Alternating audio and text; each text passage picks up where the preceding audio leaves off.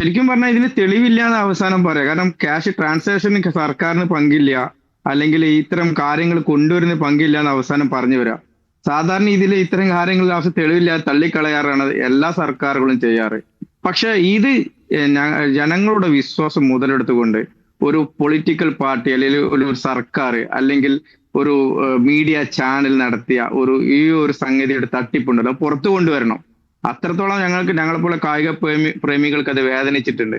ഞങ്ങൾ ഒരുപാട് പ്രതീക്ഷകളിലായിരുന്നു ഇത്രയും കാലം നിന്നത്. എന്തെങ്കിലും മെസ്സി വരുമെന്ന് പ്രതീക്ഷ. ഈ സർക്കാർ മാറിയപ്പോൾ ആ പ്രതീക്ഷ ഉണ്ടായിരുന്നു.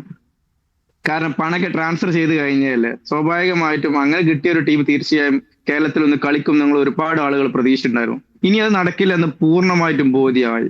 അപ്പൊ ഇതിന് പിന്നിൽ പ്രവർത്തിച്ച ഇത്തരം തട്ടിപ്പ് സംഘങ്ങൾക്കെതിരെ കൂട്ടുനിന്നവർക്കെതിരെ നടപടി എടുക്കേണ്ടത് ആരാണ്? നടപടി എടുക്കേണ്ടത് ഇപ്പൊ ഭരിക്കുന്ന സർക്കാരല്ലേ. ഈ റിപ്പോർട്ടിന്റെ അടിസ്ഥാനത്തിൽ ഈ സർക്കാർ ഇനി എന്താണ് ചെയ്യുക? അതും ഇത് ഒരു ആളുകളെ കണ്ണിൽ പൊടിയിടാനുള്ള ഒരു തന്ത്രമായിട്ട് ഒരു ന്യൂസ് ചാനലിൽ അല്ലെങ്കിൽ ഒരു കുറച്ചു കാലത്തെ വാർത്തകൾക്ക് മാത്രമായിട്ട് ഇത് മാറുമോ? ആരാണ് ഇതിന് ഉത്തരം പറയാ?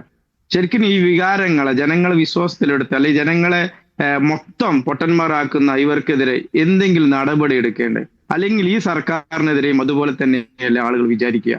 തീർച്ചയായും വളരെ സങ്കടകരമായിട്ടാണ് ഞങ്ങൾ ഇപ്പൊ കടന്നുകൊണ്ടിരിക്കുന്നത്. അത്രത്തോളം വേദനിച്ചിട്ടുണ്ട്. സർക്കാർ ഈ കാര്യത്തിൽ കർക്കശമുള്ള സമീപനം എടുക്കുമോ എന്ന് നോക്കാം.